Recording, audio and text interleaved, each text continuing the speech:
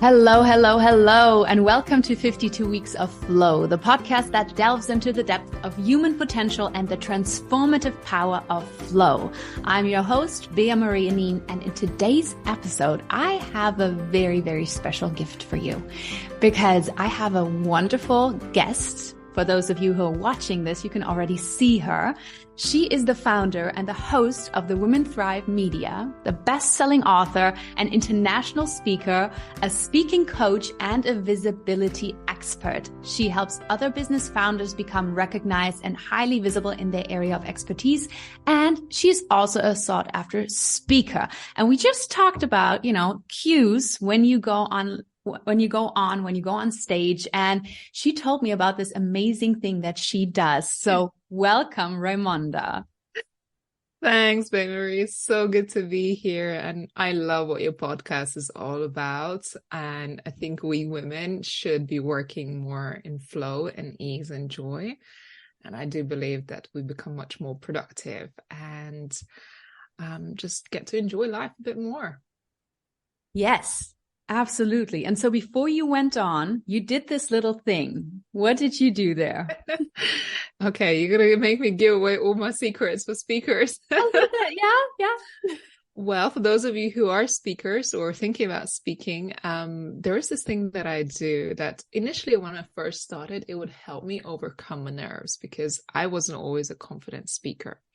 So every time I would go on to record something, I would have these essence oils next to me. And I would put this essence oil to really balance me out, to calm me down.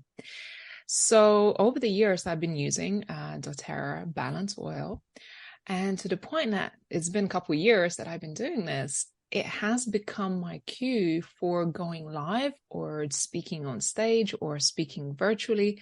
So I just put a little bit of doTERRA oil on my palms and smell it before I go. And then my brain just kicks in. Okay, you're about to speak. This is it. Let's go. And I just find and I do the same thing because I record a podcast as well for Women Thrive, and I give my speakers cues because they may not be doing this. So I would count down. So I would do 5, 4, 3, 2, 1, let's go. Because your brain needs something to put you in that state to get going. So it really, really helps. That is wonderful. And I think that is not just only for speakers, but I think for everybody who needs to present in some shape or form. So if you are in a company setting and you're presenting your project or something, get yourself in the zone, get yourself in flow, and then use those little cues that Raimonda just generously shared with us, like count yourself down or use essential oils that will trigger your speaker genius. Right. So another secret, well, it's not really a secret, but you just gave birth to a wonderful little girl. And I want to know how you feel right now, because it's a big thing to transition from a one-woman show, from this powerhouse that you are, to a mother, which is a completely different ballgame. So how have you managed? Oh, Bea-Marie, you're going to make me just cry right at the start. Okay, let's try not to. She's amazing. She's a bundle of joy. I have been anticipating her, if not for years. We certainly have been waiting for her during the pregnancy. And it feels amazing. I know it's very different to being on your own and only having to care for yourself. And now she is here, but I'm loving every second of it. And before we came on to record, I was like, it's so hard to put her down. I have all these commitments, right? Do these podcasts. And the biggest struggle is just detaching yourself from her because she's the most amazing little human being. There are probably a couple of mothers listening right now. They're like, yeah, you just wait until they start to have an opinion. And before they start taking all your stuff and putting it away. But I love that you're still in that bubble. But what I would love to know is, has something changed for you already? Have you changed? I think something changed in me the minute I found out I was pregnant. even though we planned for this pregnancy, and it took about 6 months for it to happen. So I knew I was already sort of preparing myself. But the minute that I found that I was pregnant, my world just changed. And that was the start of my transformation, and starting to really not take things seriously, but be much more intentional about how do I want to build my life and my business. And this is where I made that decision to make changes to allow myself step away from my business and spend time with her, and for her to have safety in terms of me being financially stable and having the gravitas to be able to do more with my time as well as my resources. Wonderful. Wonderful. And how did that change look like on the inside? On the inside, I think preparing for a little person's arrival internally, I could feel everything changing. My body, my molecules in a way were just changing inside me. So it was a whole transformation from within, the physical and mindset as well. I started to really take care of myself much more, and take care of my surroundings. And like I said, just be really, really intentional about things I wanted, things I allowed into my life, how I started to build my business. And it started to manifest externally as well. It started to attract more abundance and more amazing people to my world.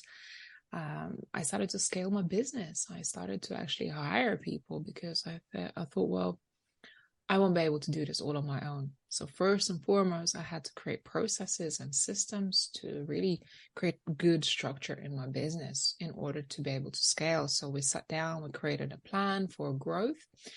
And then I started to get intentional about different hiring decisions that I need to make in order to allow myself to step away from my business and for the plan to work out. So in the 6-9 months that I was preparing for my exit, I think I hired probably nearly 10 people. Okay, so it really accelerated my commitment to what I'm doing and to be able to really step away. And I started to take much bigger and bolder decisions to say, okay, well, I am going to trust the process. I'm going to create the safety net. I'm going to create a structure foundation, and I'm going to allow other people to come in and help me run it, because ultimately I won't be able to do this on my own. I have a little one who will be dependent on me, and I need to trust people and let go. And that letting go piece was, of course, not easy, but I just had to do it. I had no choice. And just before I gave birth, it was 1 week before I gave birth. And I was still working. I'm like complete workaholic because I love what I do. I was still working until the day my partner came home, because he lives in London, I live in Spain. And that was it. I shut my laptop, I put all my handover notes, and that was it. And now it's like, now my maternity leave begins. And I locked myself out of my business. And when I mean I locked myself out, I shut down all my emails, shut my computer. I let my team run with it. My team said to me, we're not even going to update you with what's going on. Like, we're going to keep you in the dark. All you need to do is focus on that little baby. So that is it. So for 6 weeks, I had no idea what was going on in my business. I was locked out. Oh, I can already see all those control freaks and perfectionists in the audience go like, what the freak is going on? That's not possible. And it was crazy. Like, every time I tried to peek, my team would be like, Ray, go back there to look after your baby. You're not needed here. Okay, so besides locking yourself out, how do you keep from micromanaging? Trust. You empower people. I'm a big believer of empowering people and trusting them.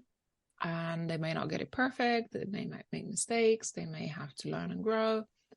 You just have to give them time. If you made a right hiring decision, and you have built, and it takes time to build that trust.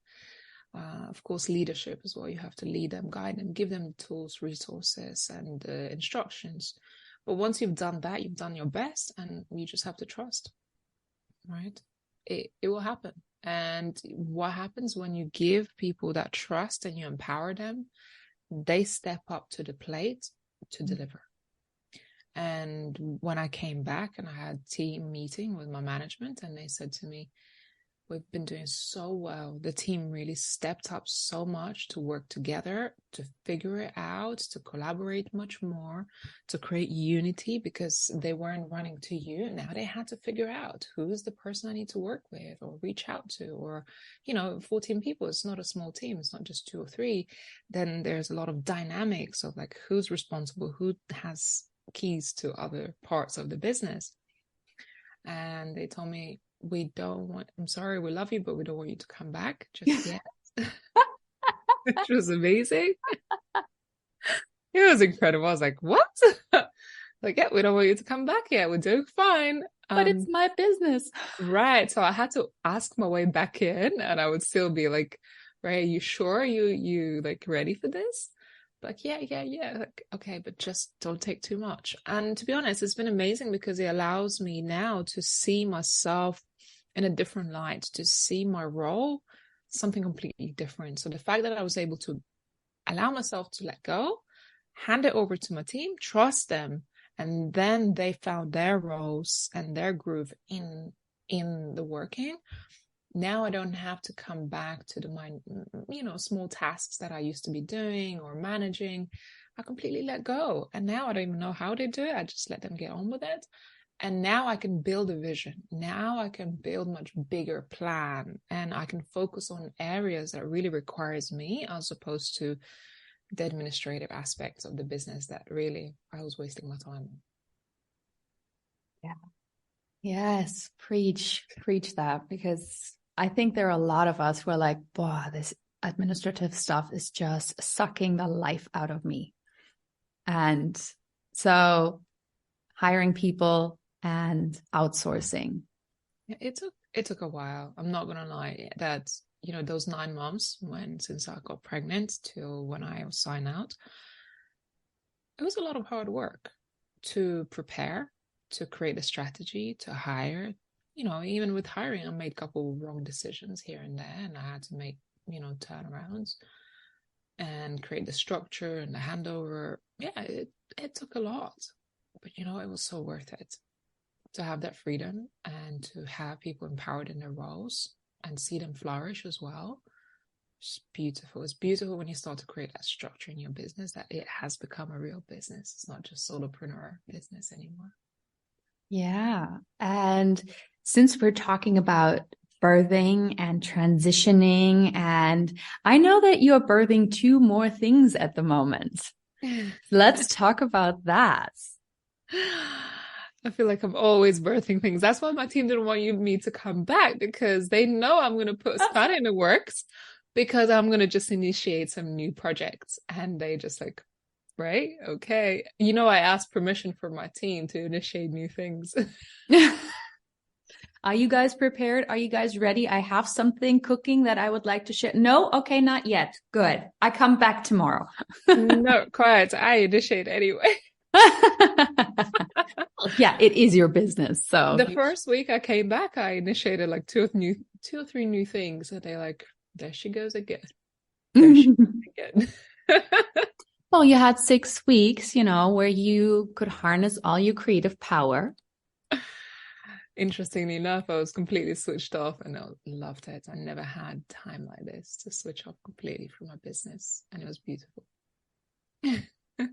And it is, yes, an honor to spend so much time so close to your baby. Yeah, absolutely. So the new projects we're birthing, well, one of them, or just birthed, is our Women Thrive book. This is our volume 2. Ooh. Thrive book. The first one was inspiring true stories of women overcoming adversity. So this whole concept of the Women Thrive book is women sharing their stories of overcoming challenges, their personal life stories, facing adversity, and really rising above it to thrive. So they're personal, they are beautiful. This year particularly, we have some really amazing and strong stories from entrepreneurs and business owners. And we've just launched 2nd of November. And as you know, we also have a live event in Valencia, which I'm really excited. So that was another project that I initiated when I came back. I was like, hey, we're going to do this in person this year. And yeah, this is really, really amazing. I'm excited about this book and the transformation that women has had writing the book, but also those who will be reading it. Beautiful. So what is the title of this year's book? Women Thrive. So if you Google Women Thrive, you will find a volume 2 of our book. Currently, as we're recording, we're still finalizing our title, but you will find out very soon. Okay.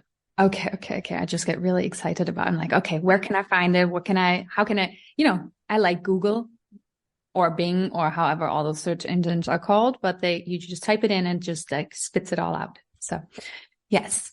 So, but Women Thrive. Yes. And there is something else that I am a part of that you are cooking right now. Yes, it is. This is our flagship event that we've been hosting since 2020. This is the only big event that we host every year, and this is called Women Thrive Summit. So yes, Bea-Marie, you're a part of it, and you're a speaker on a stage, which I'm really excited. When I first met you, I was like, oh my goodness, your energy, just beautiful, and it radiates. And I was really, really excited to have you on our stage. So that's another project that's kind of always in the works because we do this every year. But the build up to it is just so beautiful and amazing that we build those relationships and get people involved along the way. Yeah. And I mean, you're taking online summits to a whole new level. Like I created one last year called the Superwoman Symposium. And what you are doing here, like the process that you are guiding us through is incredible. It's exceptional.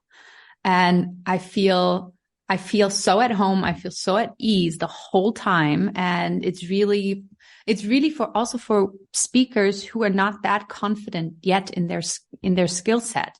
Like you pick them up where they are and you guide them and you help them. And on every step of the way, you're just with them. And also like the weekly calls that we're in, they're so empowering, every single one. Because the community as well, like all the speakers together, we're just championing each other and helping out. And so whoever feels the call to speak, if you're a woman, then get in touch with Raimonda and her team, because this is an event that you will really, really, really want to start at. Oh, thank you. It's been definitely refinement over the years. And what I found that there are many speakers who want to speak, who have been doing speaking, but we're all at different stages in our careers, in our lives, and our speaking careers. And you can't just expect everyone to know everything or be prepared. So we really, over the years, have always been able to help the speakers to do the prep work, because I desire to have an amazing production. I desire to put on speakers and to feel proud of those speakers, proud of the summit, and for the speakers to feel confident and highly achieved once they finish their talk. So over the years, we've just started to add more and more elements to the summit to create that community before the speakers go up on stage, to support them really with just preparation. Right? Just asking the right questions. Like, okay, do you have, the bios and your links and all those things sorted out, and even refining your talks. So there's a lot of polishing that happens behind the scenes that the audience don't get to see. And hopefully the audience get to really experience the final product when it comes in March. And this is our annual event. It's probably one of the biggest productions of virtual events that there is for women empowerment. And we cover many topics, from self-care to business, to mindset, to spirituality, to leadership, to finance. I mean, when people come in, they may just come in for, I'm just coming in for this one talk to do on leadership. And then they end up discovering all the other speakers and all the amazing experiences that goes on during the week of the summit, which is always the third week of March. And they end up staying because they really, really enjoy it. It's just beautiful to know that we're making such impact. And we've been doing this for quite a while now. Yeah, absolutely.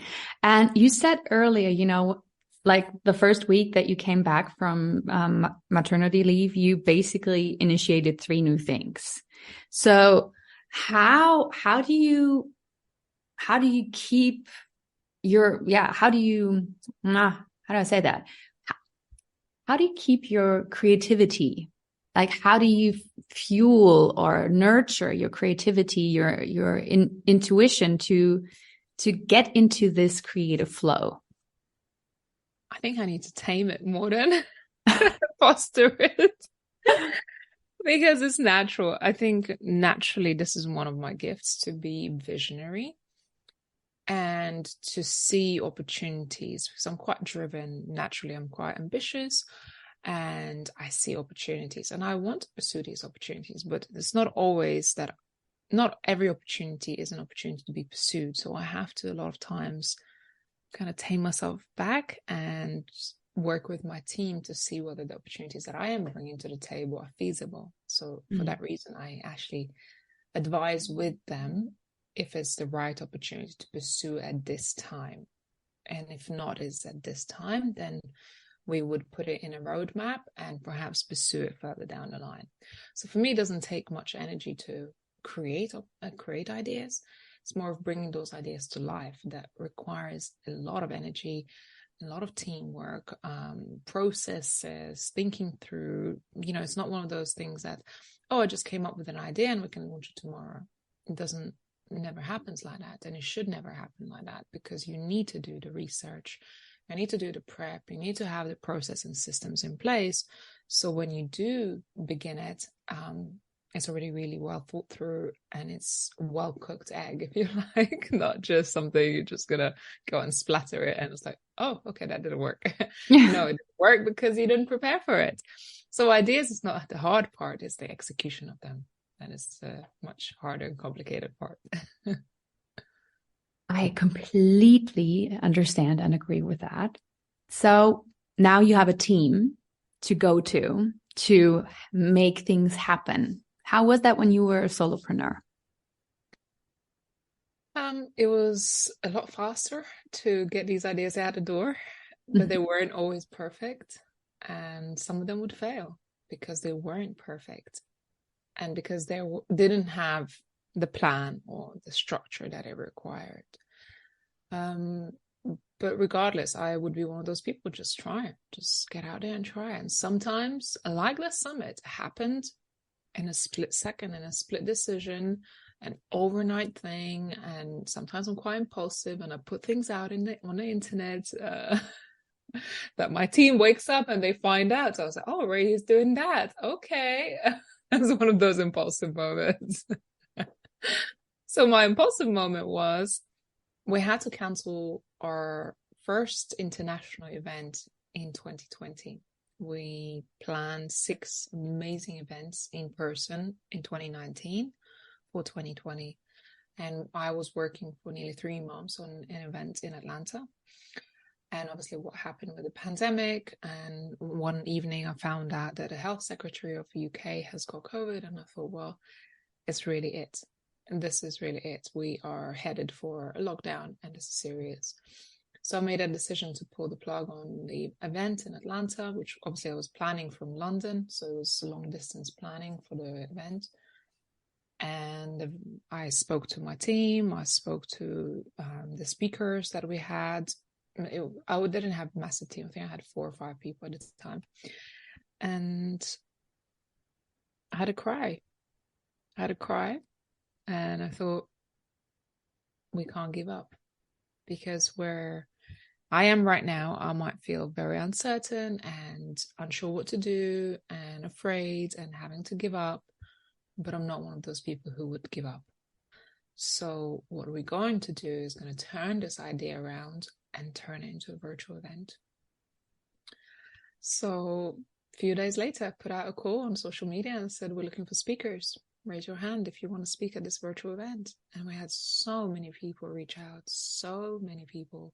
We put together an application, and then we started to see hundreds of people come in through this application. And I thought, oh my God, how are we going to do this? We only got a few weeks.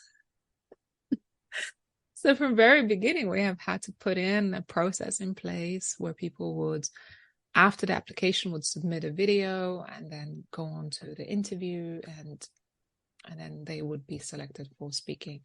So the first summit, we had, I think, 30 speakers. So we went from 8 speakers to, I think, 24 speakers in the first year. And that impulsive decision has led to where we are today, to having this grand summit, which is, I think, 5th year now. So sometimes it pays off. Yep. Impulse decisions. That's how I felt last year as well. I felt like, I'm going to put on a summit. And my husband was sitting in front of me when I said that. And he's like, what are you doing? I'm like, I'm going to put on a summit. It's like, how? And I don't know. Yeah. And I was like, and it's going to be in November. And he's like, that is in 2 months. I was like, yeah, that's right. Okay, let's do it in November then. I don't recommend anyone doing it in 2 months. Summit's a big production, and they may sound like, oh, this is fun.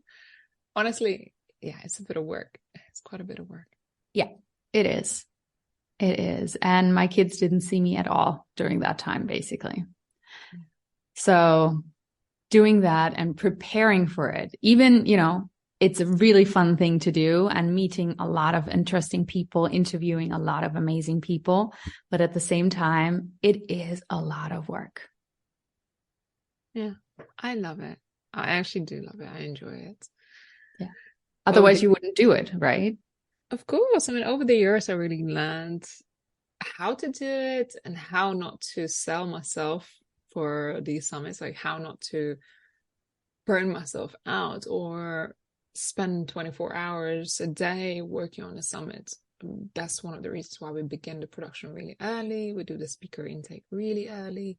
So it allows myself and the team to really prepare. And I'm actually, in the last few weeks before the summit, I'm pretty relaxed knowing that we've got it all under control and we've done what we can. And now is showtime. We just got to get on and deliver. That's it. And that's it. That sounds so easy. Well, if you're prepared properly, then yes, it is easy. Yeah. It's usually the speaker that comes and says, oh my God, my talk is coming up. I'm freaking out. Come this far, you already know. And those people who usually have this freak out moment, they come on stage and they deliver the most amazing talks. They're like, what were you worried about? Incredible. I could talk with you forever. Like, this is so much fun, but I just want to bring together a couple of points that you made, like the gold that is in there. That, for example, preparation is everything. When you want something, when you have a vision, find out what you need to do, what needs to get done to create that vision, to create what you want, and then prepare for it. Like Raimonda, you put a team together to run your business so you could have 6 weeks off with your beautiful baby. And so I know that, making intuitive, quick decisions and impulsive decisions is really fun. And I love to do those, but to actually be successful and also be in flow and not, trapped in your anxiety, preparation is just a major, major part of it. And also transitioning from one part to the other. Like, we talked about transitioning from a solopreneur to running a team. We talked about transitioning from being a solo powerhouse to transitioning to motherhood. And so please don't take those transitions for granted. Really move through those transitions, because they will guide you. When you just jump and miss the middle part, there will always be something missing. Yeah, I love it. I love that you brought that up and you really picked that out, because I think I meet so many entrepreneurs and they're so impatient. They wanted everything yesterday. They want to leapfrog to 6, 7 figures. It's like, okay, this is just, why is it not happening? Why is it not happening? And you have to understand that that middle part that you just mentioned is a crucial part, not only in the planning and the preparation, but your also personal growth. Because even if you're given what you want today, it doesn't mean you're going to be ready and prepared for it if you don't go through the steps to get there. I meet speakers, I interview them every day, right? And the speakers would be like, I want to get up on stage and speak. And when we start to go through the interview process, and I have a criteria that speakers need to meet in order for us to accept them. If they don't meet the criteria, it tells me they are not ready. So if I was to put them on stage, they wouldn't have all the necessary required parts to their business, to their preparation, to their visibility that would put them into a successful position. So the opportunity is wasted. So same thing with any opportunity, any business, got to go through those steps. And as you say, if you miss those crucial steps, it's going to be a fail. So don't try to leapfrog. Be in flow every day. Do one thing every day that's going to reach you, get you to that success. Because having a plan, having a strategy, and following that, in confidence is going to happen. It doesn't have to happen tomorrow. Have confidence is going to happen.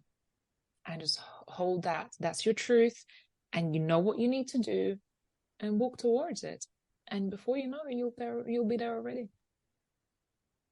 Oh God, I'm so glad that I'm already working with you, because right now I'll be running out the door, trying to find you and trying to work, because I think you are one of the most inspiring people that I've met this year.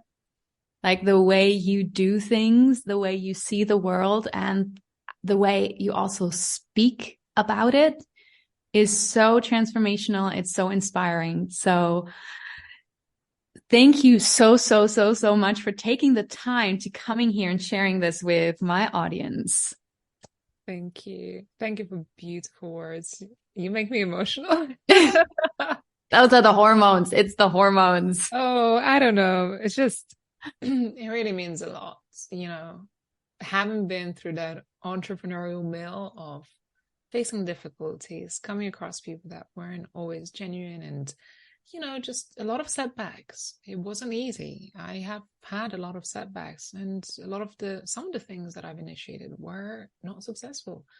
So it takes time to settle into your groove and find your flow and find your success formula that works for you. And, just hearing that what I do now or my perspective inspires people, that's everything. Because, there were times where I was questioning myself too and wondering, am I good enough? Am I on the right track? Do I know really what I think I know? So it's all normal. It's all part of that growth. And that's what I mean. You have to grow into it, into the leader. You have to grow into the shoes of the woman that you want to become. And it takes a little bit of time. Yes, absolutely. And if you, my dear listener, now feel like you want to run out the door and look for Raimonda, please, Raimonda, tell them where they can find you. Probably across most social media platforms. Personally, Raimonda Jan. You would also find us on Women Thrive Summit, womenthrivesummit.com, or Women Thrive Media. Genuinely, I really love connecting. And if you search on any of these names, you would probably land on some of our channels and get involved in any of the opportunities that we may have, take part in the event, and of course attend the summit through Bea-Marie. Come and watch your talk as well, that I'm very excited about. Just be involved in the community. Again, nothing needs to happen overnight, and just come and be involved in the community, see what the energy is all about, and who knows, we may one day get to hang out together. Yes. Thank you so much for coming on. And that's it. That's it for today. That's our show. Thank you for tuning in and listening to the 52 Weeks of Flow podcast. I'm giving you a virtual high five right now because you finished another amazing episode with my wonderful guest, Raimonda Jan, today. And if you have a second, can you please go and rate and review the show? That would mean the world to me, because it also helps us reach more people and help them get into flow, and also helps me invite more incredible guests that can inspire you. This will only take 10 seconds, and like I said, it will mean the world to me. If you're not done and like to know more, then don't forget to subscribe to our newsletter at www.superwoman.coach. And there you will never miss out on any news, discounts, opportunities, workshops, healings. Thank you again for listening to the 52 Weeks of Flow podcast. And until next time, keep shining, keep learning, keep growing, and keep flowing.